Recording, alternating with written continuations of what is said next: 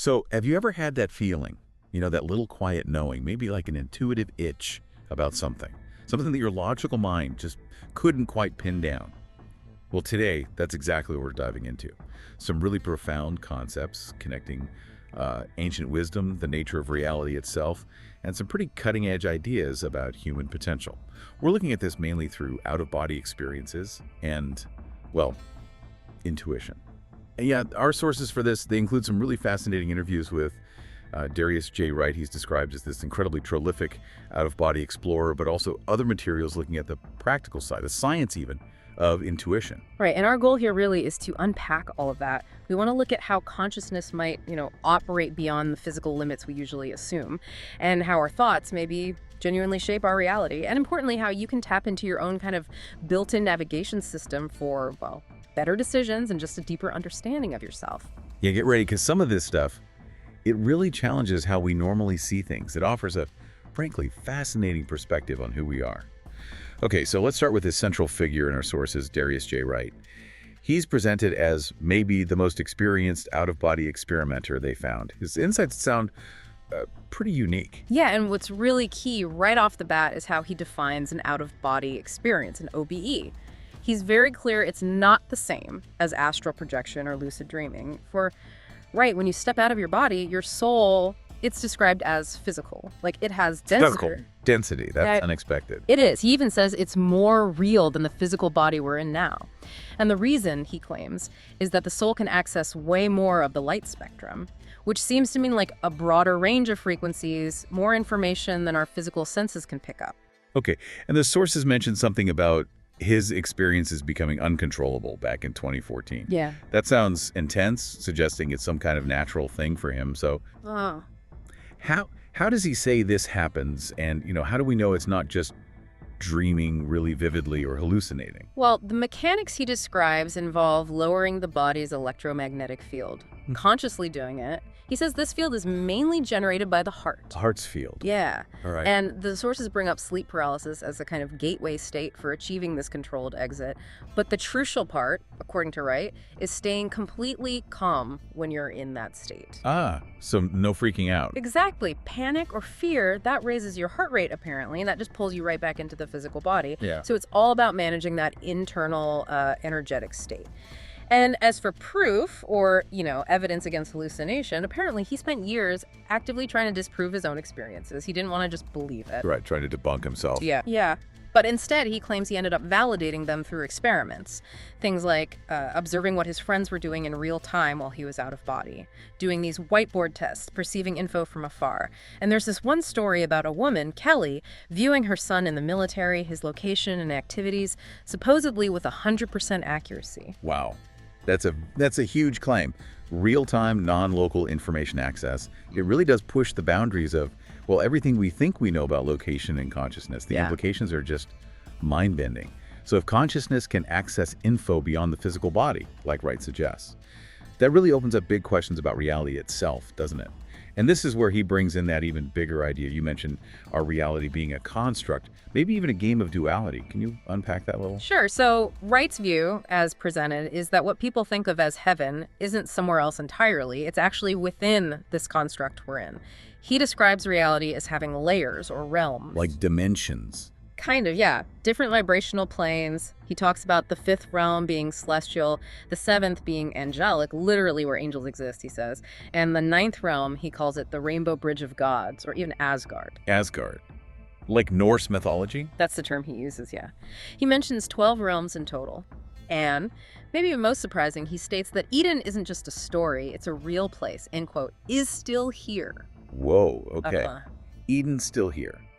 And the sources connect this layered reality idea to ancient history too, right? Yeah. This is where it gets really interesting for me. Absolutely. Wright directly links this to ancient civilizations. He points to the builders of the pyramids, the Sphinx, even Göbekli Tepe, saying they had knowledge and abilities far beyond what our official history books tell us. What kind of abilities? He claims their technology wasn't machines like ours, it was organic technology inherent within humans. Dormant potential we could reactivate. They supposedly used advanced knowledge of electromagnetic fields to boost these natural abilities. Like what specifically? Things like teleporting physical bodies using specific frequencies and stargates, which sounds like portals, right?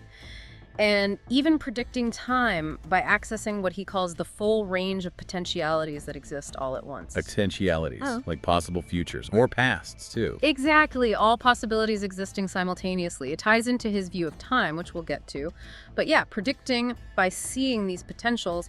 And then there's the really provocative claim that a lot of human history has been deliberately rewritten to suppress this knowledge. Suppressed by who or why?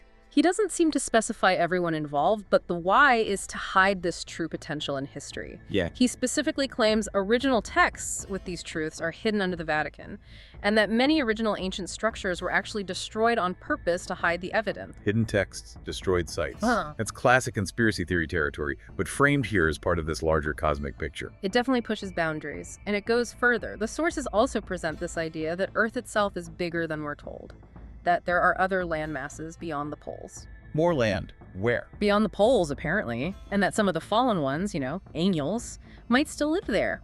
He even brings up the Antarctic Treaty. The treaty that limits activity there. Right. The suggestion is that the real reason for the treaty is to prevent exploration, because Antarctica supposedly holds pyramid structures and even original giant bodies, implying these might be preserved angelic beings from that hidden history. Okay, wow. So, pyramids in Antarctica, hidden lands, rewritten history. What does this all mean for just our basic understanding of reality and history? Yeah. It really throws a wrench in the works, doesn't it? And shifting from that vast external picture, the sources also really emphasize looking inward at the power inside us, specifically this idea that your thoughts never die. That sounds incredibly significant. It really is central to this view. The idea is that our thoughts, especially the persistent ones, aren't just mental fluff. They're described as tangible, visible even on the other side. And they gain mass, sort of weight or substance through repetition. Yes, like actual substance. That's the description. And this accumulation of thought mass is what ultimately shapes the quality of our lives. It becomes our destiny. So the takeaway is profound. We are actively co-creating our reality through thought. We have a huge role. And this ties into Wright's view of time, which is also pretty radical. He argues that time isn't linear. All lives, all timelines, they're happening simultaneously, right now. Everything happening at once, past, present, future. Exactly. From the perspective of the other side, as he calls it, all potential outcomes, all eventualities are already playing out. And OBEs, he claims, allow access to these potentialities. You can perceive these different strands of time. Okay, my head's spinning a little. If everything's happening at once and our thoughts are creating things, what about emotions? Like fear, how does that fit in? Fear is critical, according to these sources. Wright calls it the greatest illusion. And maybe more importantly, the #1 way to control the soul. Control the soul. He explains that fear actually creates the potential for negative things to happen in time. It draws those negative potentialities into your experience. Conversely, what really matters is unconditional love. That seems to be the counter frequency. So love counteracts fear's creative power. That seems to be the implication. And related to this, the sources also state the only unforgivable sin is the one you can't forgive yourself for, which puts the focus back on our internal state self-compassion, releasing guilt and fear. And the core message running through all this is incredibly empowering, really. It's your consciousness dictates the universe. Your soul, your true self, is described as infinite, undying, your true home. It can't be corrupted, and it ends with this almost decree-like statement: whatever you believe, whatever you will, therefore it is so. Wow. Whatever you will, therefore it is so. That puts enormous responsibility, but also power, right back on us, doesn't it? On our daily choices, our beliefs, how we manage our own minds. It suggests we're maybe playing a much bigger game than we realize. So, okay, if our consciousness and thoughts have this incredible power, this potential to shape reality, how do we actually use that? How do we make it practical? And this brings us neatly to intuition, doesn't it? Which the sources describe not as some vague woo-woo thing, but as non-conscious pattern recognition, like an internal GPS. This feels really actionable. Exactly. And there's actually some interesting science, as presented in the sources, that backs this up. For instance, your brain processes information something like 500 times faster than your conscious mind. There's a lot happening below the surface. 500 times faster. Okay. Yeah. And then there's the gut, often called the second brain, right? It has over 100 million neurons. It's constantly talking to your main brain through the vagus nerve. And MRIs apparently show that when people make intuitive decisions, it's not just one part of the brain lighting up. It's both the logical centers and the areas associated with bodily awareness, with that gut wisdom. It's an integrated process. Okay, that makes sense, connecting the brain and body. But here's the tricky part, right? How do you tell the difference between a real intuitive hit and just, I don't know, wishful thinking or maybe anxiety? Because anxiety can definitely cause physical feelings too.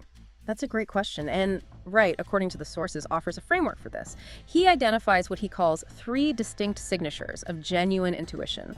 First, there's a sense of calm certainty. It's not loud or frantic. It's a quiet, settled knowing. Calm certainty. Okay. Second, there are often accompanying physical sensations. That could be warmth, chills, that classic gut feeling. Your body is literally giving you data. And third, genuine intuition tends to have persistence. It might reappear over time, maybe in different ways, like in dreams or just a recurring nudge. So calm, physical, and persistent. Right. And the sources stress that ignoring these signals can lead to trouble, quote, disaster even, while listening to them. Well, it's been reported to save lives in some cases. And he offers practical methods, too, for intuition activation. One really simple one is called creating mental white space. Mental white space. Yeah, just taking 90 seconds, that's it, before making an important decision. You do some deep breathing and literally imagine a blank whiteboard in your mind. Just clear the clutter. They claim this simple practice can improve decision accuracy by up to 40%. 40% from 90 seconds is pretty impressive. It's true. It is, and there are other steps mentioned, like a body compass technique, tuning into those physical sensations more deliberately. And I love this idea that comes up, that intuition isn't just something you have or don't have. It's something you can train, like a muscle. Exactly, it's trainable. And the sources give some really simple daily exercises. First, the daily intuition journal. Morning, jot down a gut feeling. Evening, check how accurate it was. Yep. Simple feedback loop. Okay, I can see how that would work. What else? Second, the restaurant game. Before you even look at the menu, try to sense what dish is sort of calling to you. Get a feeling for it. Then compare that feeling to the descriptions when you read them. I like that one. Low stakes practice. Right. And third, the phone test. Phone rings or buzzes before you look. Try to guess who it is. Just practice sensing. And the reported results are pretty striking.